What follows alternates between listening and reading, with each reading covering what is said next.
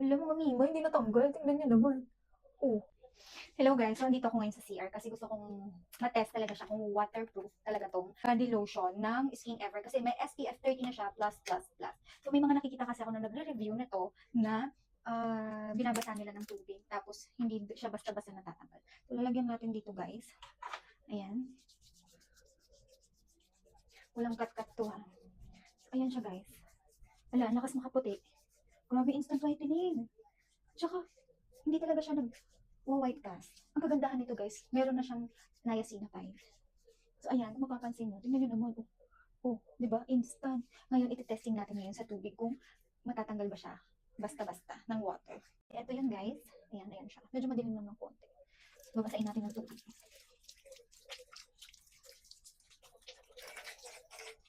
So ayan. Wala mga Mima, hindi natanggal. Tingnan nyo naman. Oh, grabe ang puti pa. Tingnan mo yung difference. Oh, di ba? Oh, kahit kuskusin mo. Oh, over. Tingnan nyo. Ang saya. Oh, ang ganda. Tingnan nyo, oh. Diba? Glowing pa din yung skin ninyo. Grabe na to.